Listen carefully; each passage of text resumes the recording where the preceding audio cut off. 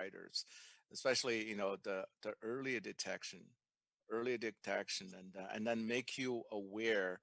Oh, Yeah. look like you're awfully healthy. Why your score that low? And then we can deep dive the causes for underlying comorbidities, and we can have from a prevention standpoint, not only the Yes. treatment standpoint, and then, like you said, follow up. If we find out that underlying comorbidity and a cause related to cognitive decline, we can treat it. We can treat that, and then follow up. Oh, this is really the cause of your cognitive decline. Now we Yeah. stop, and then we reverse. So that's not only is assessment tool, is a part of the your, as I call it, surrogate. It's a surrogate, Yes. is a constant, give you a tool, and then to have entire process of a healthcare pathway for each patient, using the cognitive assessment as a surrogate. Yeah. Yes. Love it. The Mhm. Yep, this device, because I've done lots of MMSD testing on Mhm. patients Yeah. in clinical practice and clinical trial, right? It's one of our standards. Yes. And the problem is the patient learns the test. And so if I were to do it again, they would come back and they're like, okay, I already memorized how to subtract 7 from 100. Hmm. Or I already remember the 3 words you're going to ask me, right? Apple, table, penny, right? They already have it Right. memorized the second time. Right. And so it makes the test kind of inaccurate the Hmm. second time. Right. Cognitive view prevents that memorization, right? Correct. Cognitive view. I'm glad you pointed that out. And we have 10 tests, 6 domains, and 2 performance parameters. And then the first 2 tests, which is visual test, and then the visual acuity, and then motor test, that's not contributed to your score, but give you a calibration. The Yes. computer will calibrate your personalized information, Yes. you know, into the computer, and then to Mm, adjust when you do the test, the computer will adjust how to assess your domains. So each patient's each time there will be a different calibration, a different information into the computer, and the computer will recognize this, and they give you a new, fresh set of pattern. So there's no learning, that's there's no memorize, and every memorizing. single thing to you is a new test. Yes. I love it. Do you know if this test is being implemented as part of and this is more of a clinical question, if you know if this test is being implemented as part of like an annual wellness exam. I know an annual wellness exam, part of that component is a memory assessment. I don't know if Cleveland Clinic or USC or other locations actually is doing cognitive view as part of their annual wellness, or if they're doing it Not short. yet, but there are several other uh, entities are talking to us and try to build that into an annual wellness. And they call the 6 vital sign. Yes. We have 5 vital signs. They kind Yeah. of temperature, blood, and blah blah blah. So they Pain. they call this a 6 vital sign. So Yes. yeah, once we we have that campaign with several collaborators, and then doing that. Yeah, that's one of our goals. Yeah. Is really underway. Yeah. Oh, yes, this should be the sixth vital sign. Hmm. Definitely. It is a vital sign that's always missed. Hmm. And it explains why in Orange County, Yeah. Alzheimer's is the Mhm. number 3 cause of death. Right. And because this vital sign is missed all the time, we are Yeah. not looking for it. And part of the problem is patients think that memory loss is normal when you're older, and it's just it's a general perception that yes, I have memory loss, and of course I have memory loss, I'm older, right? I'm getting old. And the problem is the doctor thinks the same way, right? It's like, of course forget Mm-hmm. it. You're in your 70s, your 80s, your 90s, Yeah.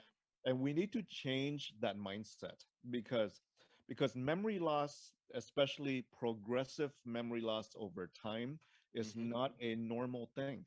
Mm-hmm. It's not a normal thing. We cannot assume that it's just because you're older. Right. We know that there are people who live in different parts of the world who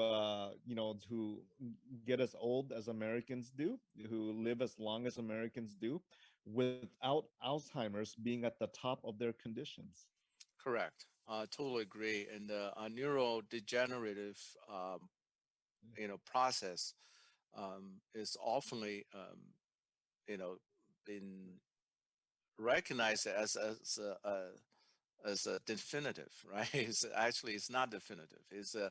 It's really neurodegenerative. Is a pathological process, and then if you accept that as a necessity, is is always that way. So the medication or medicine is nowhere to go.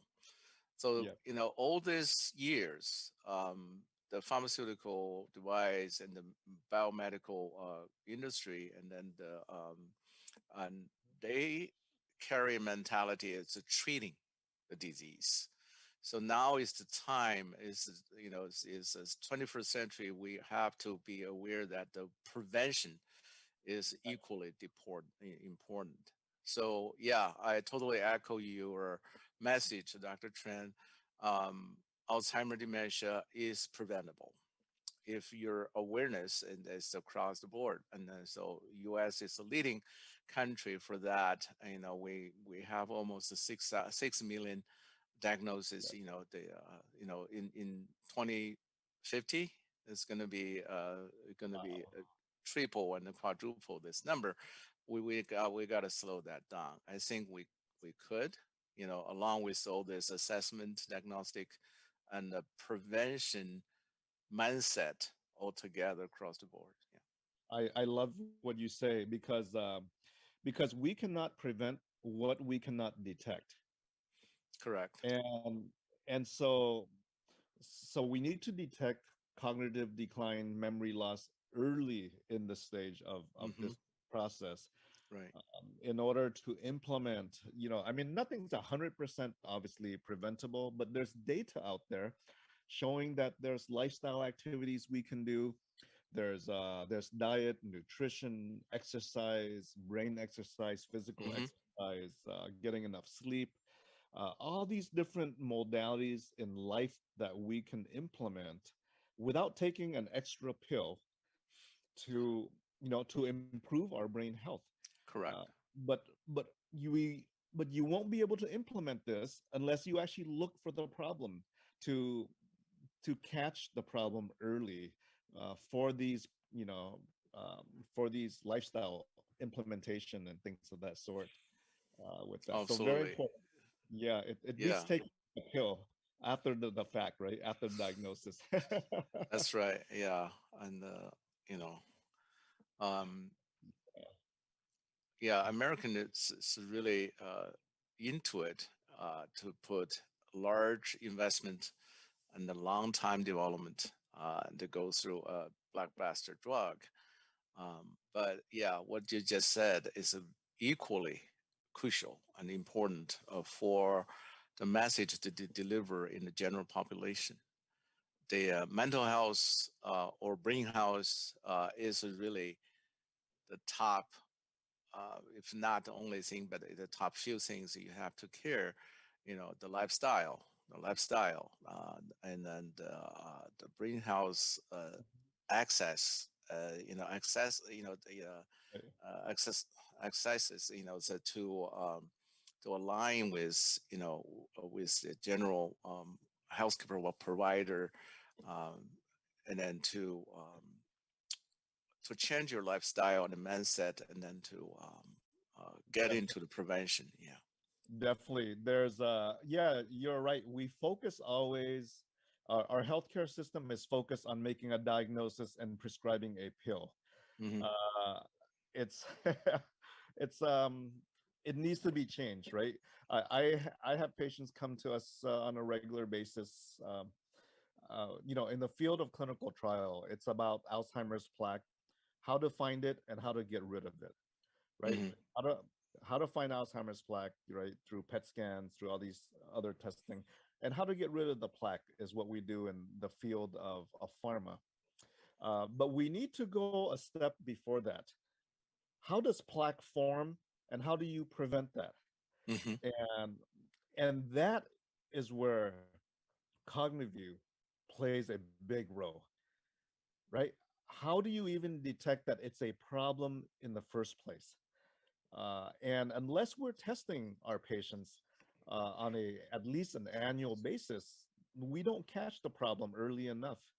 Right. And Right. uh, and sad to say that in the healthcare community, most of the time, by the time our patient is given the diagnosis of Alzheimer's, many of these patients are already at the moderate stage of the disease. Hmm. And we miss the entire mild stage of Alzheimer's, because during the mild stage, the patient thinks it's normal to be forgetful, and the doctor thinks it's normal too, so nobody brings it up Hmm. because they think it's just getting older. And so we miss years and years of the mild stage, where we can implement all these strategies with nutrition and with health and with exercise.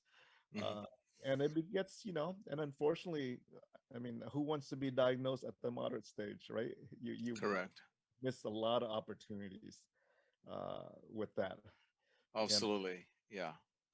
Yeah. You introduced it in a very, very quick point. Um, Dementia is not Alzheimer, but Alzheimer causes about 80% dementia.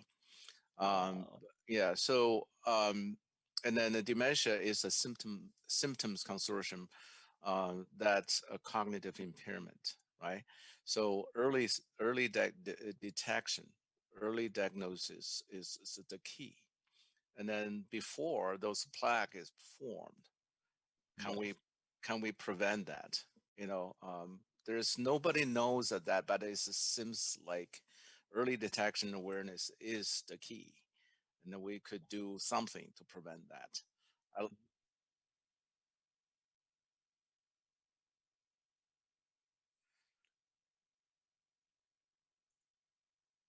That's okay.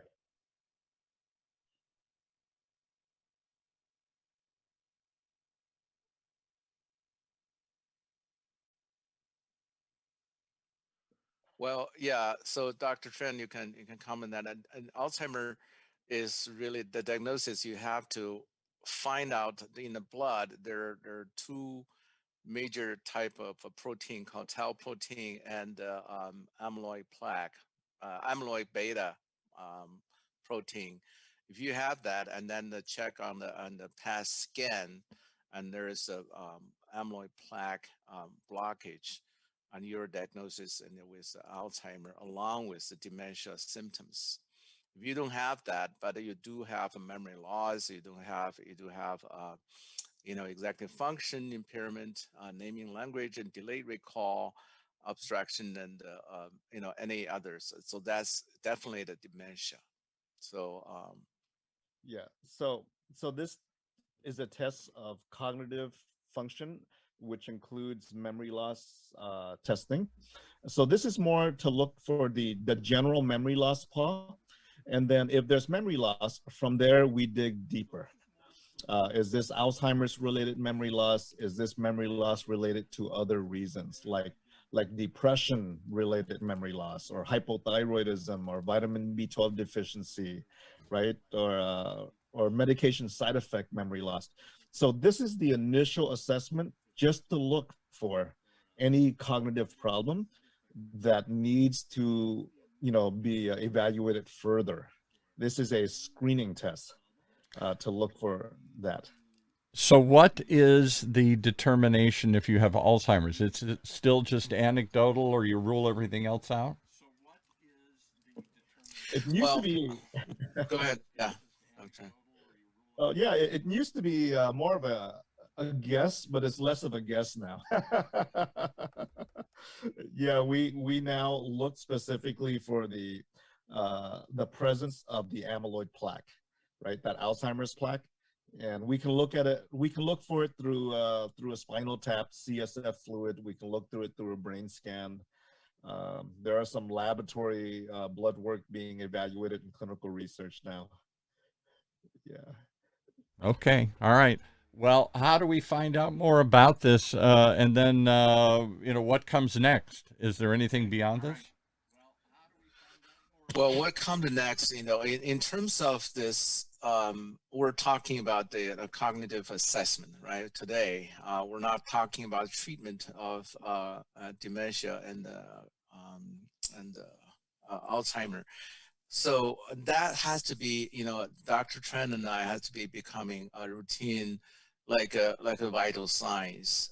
That's kind of a screening type of standard. So so that's why, yesterday we had a presentation. I said, paradigm shift. So gold standard need to be reformed, and we should be on part of the vital signs.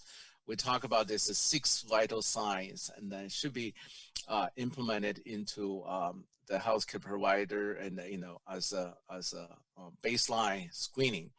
And we should get the people as early as possible to get the cognitive screening to see whether there's a trend or any signal that you have early mild cognitive impairment.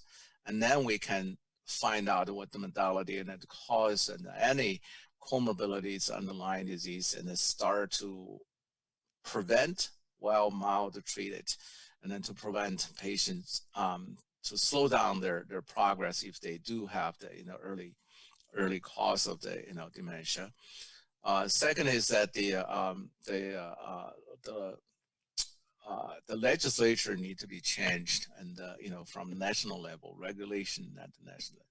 So along with this wild recognition of the medical society, that the legislature should put that into the gold standard, and that's why I said that the paradigm shift.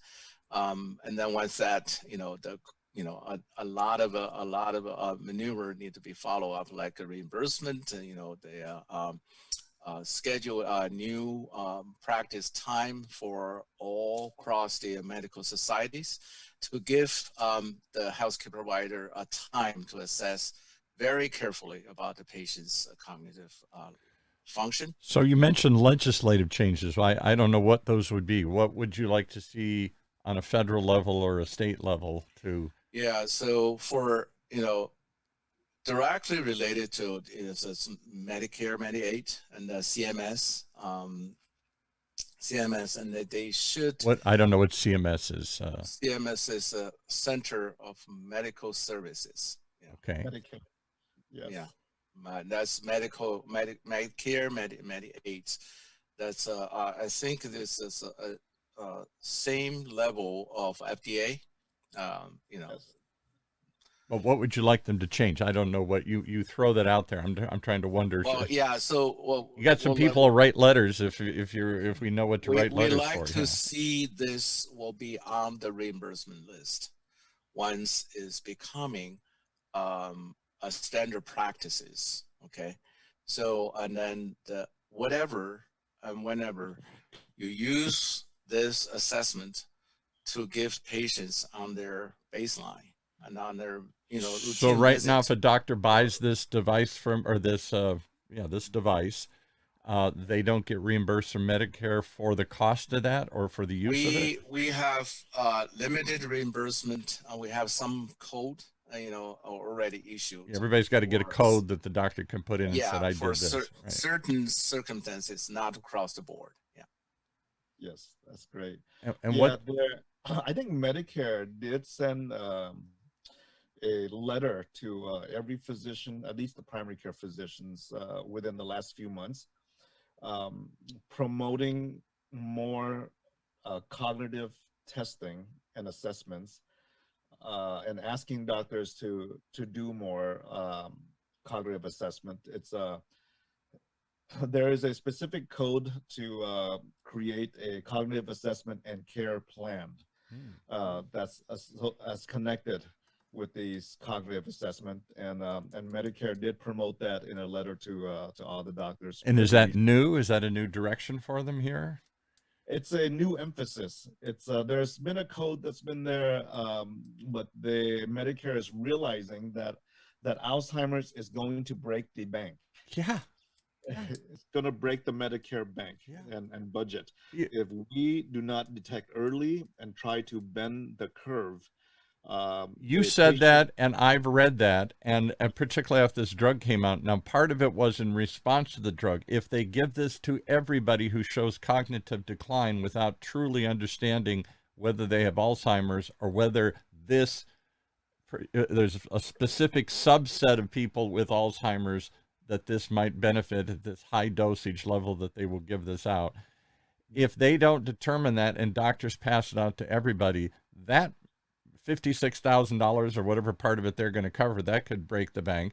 And you're saying with or without that problem, Alzheimer's itself, the fact that you've got all these people in decline, and then what? All the other things that happen because of that?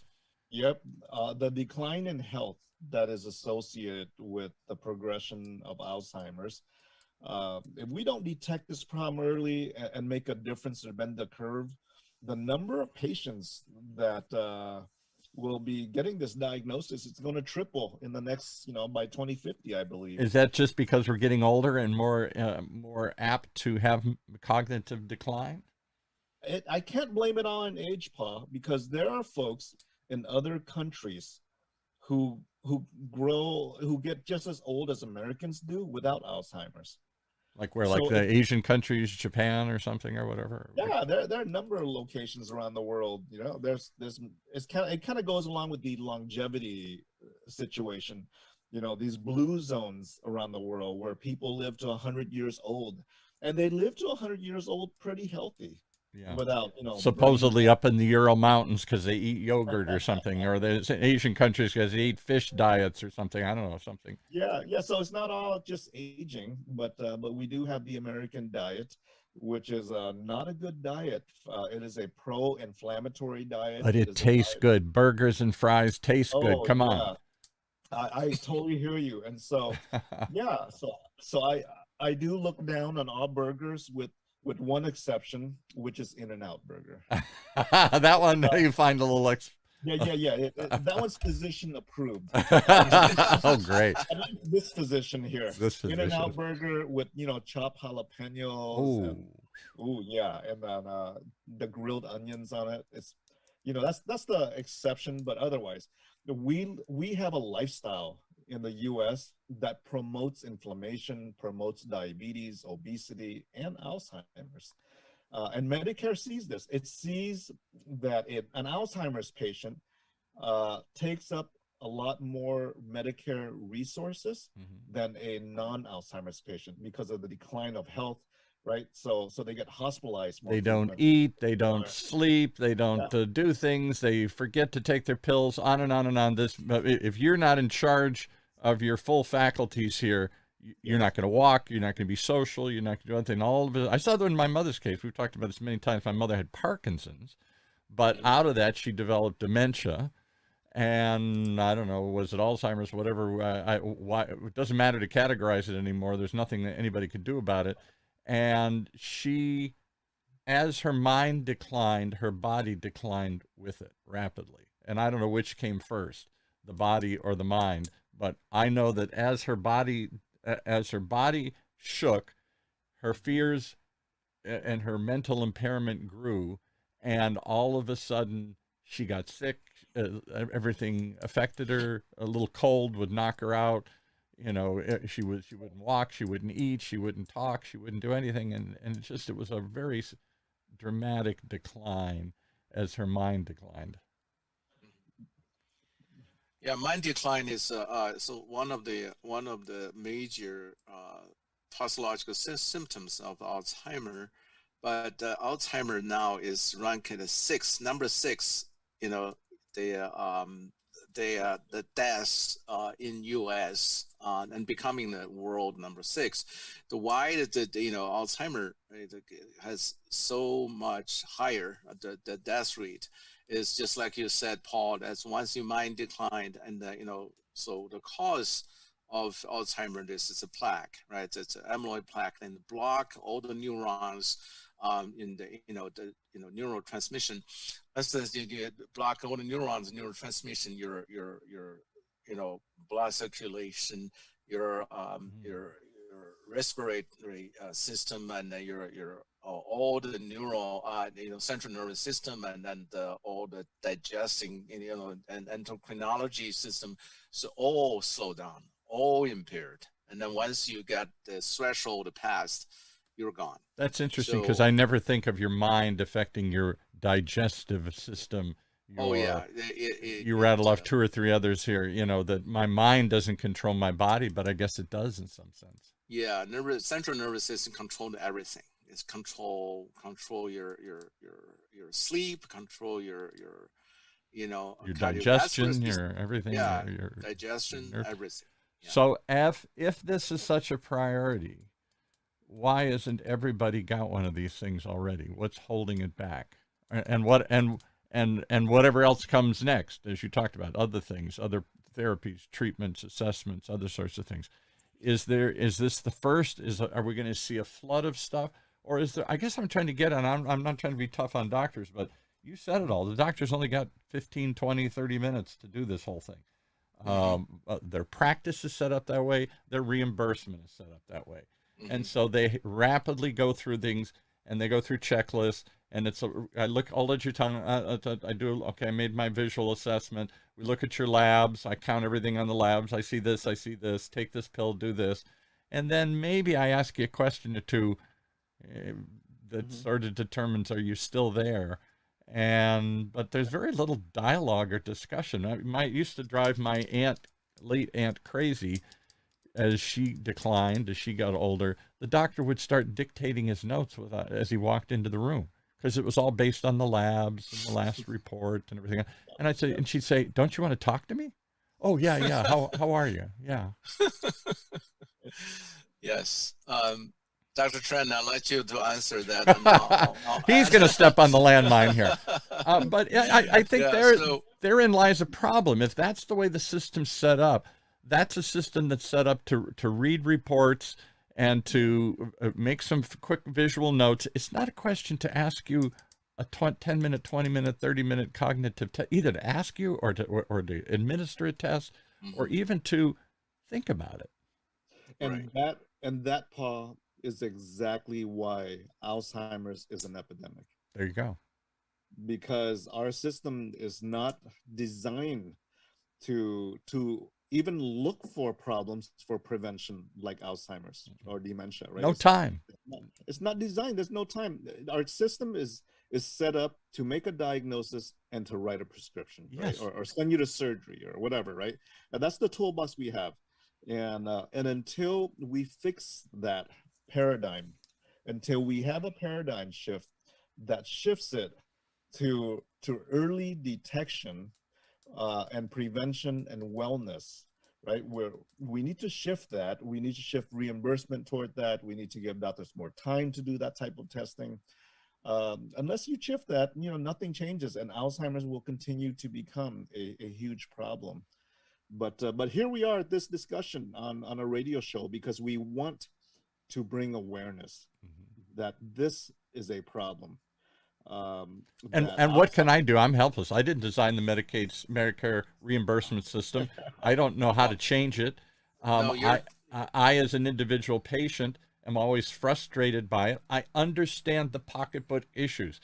We want to minimize costs. We want to make it efficient. We want to get people through the system. I get all of that. But in the process of turning it into an assembly line, have we lost the ability to talk and spend time with the patient and assess them?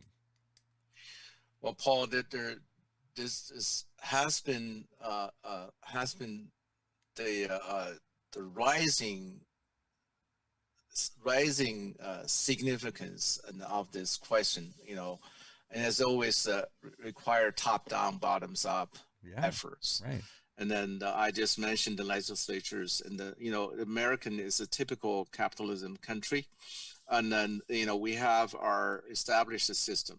We have our recognition about economy, and then everything is serving the country's economies. And,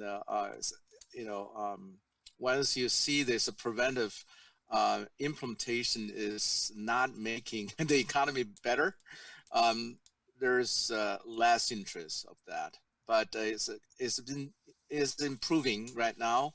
But we have to raising our voice. And Paul, you're not doing anything. You're doing anything, and you're doing something that to broadcasting this kind of a conversation. Yeah. To let people hear from Dr. Trent and me, and from bottoms up, we wanted to make the case, the testimonial to prove, it is true, it is work.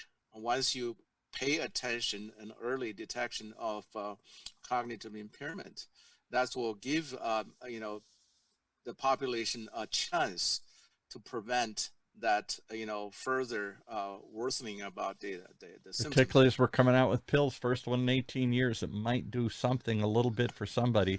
More pills to follow, more treatments to follow. I guess it's not really a pill, it's a shot or something. That's only a small fraction of it, although that's making billions and billions of dollars, so what? But majority effort is focusing on prevention. And again, as Dr. Trin always talks about, healthy brain, there's ways to avoid this, to mitigate it. You don't have to wait till you're sick and then give me the pill, doc, and wipe out the plaque. It's not just cholesterol, and gee, I got a potential for a heart attack, so give me the pill and we'll wipe out the plaque like I do in my blood veins. There's no such thing, Paul. There's no such things. Even this is adequate.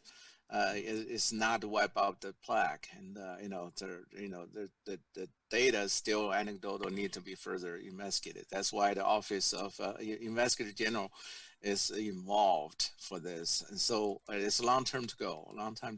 So we're in the meantime, I'm the boomer generation. Yeah, me too. Probably you too. And we gotta pay a lot of attention about Dr. Trin. He's I don't know where he was. He looks like he's 12 all the time here. He never looks old. He's a baby. So baby skin. Yeah, right.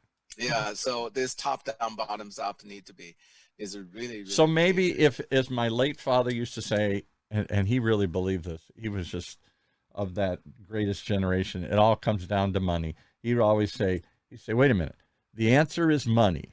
Now, what was the question? And whatever question you come up with, the answer for him was money. Why didn't the Catholic Church, we're Catholics, why didn't the Catholic Church allow priests to get married? It's money. It's not about anything. It's just money. Yeah. The question is where the money goes. Yeah. So, he would, if he were alive today and listened to this, he would just shrug and he said, why are you guys debating this? It's all about the money. So right now the doctors don't make enough. The system doesn't pay them enough. Nobody gets reimbursed enough.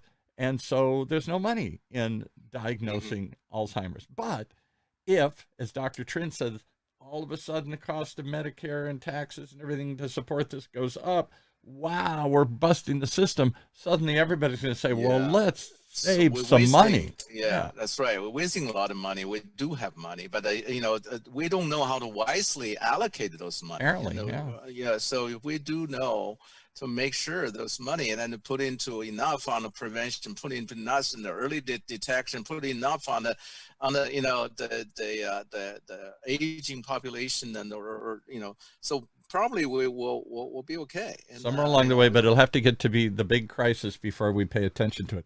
I'm surprised, and we've talked, we'll end with this, there is more and more push for prevention. I never heard the word prevention when I was a kid. Other than brushing your teeth, prevent, dental decay, brush your teeth. But other than that, I didn't do anything to prevent anything. And the hope was whatever happens, there'll be a pill, there'll be a procedure, there'll be a surgery, and I'll fix it. And I go right back to it. I get fat, there's liposuction. I get cholesterol, there's a pill. There's Lipitor or something. There's someday I want a pill to wipe out everything here. But as we get older and live longer and the costs go up accordingly for all this, more and more, I think I'm with Blue Shield or Blue Cross or something here. I'm sorry to say, I don't even remember what I signed up for, one of those two. And more they're saying, hey, why don't you come in and talk to somebody about this? Why don't you talk to somebody about that? Why don't you do a little telemedicine? Why don't you check in more? Here's some other things you might think of. We will reimburse you for a gym membership. Hey, there you go.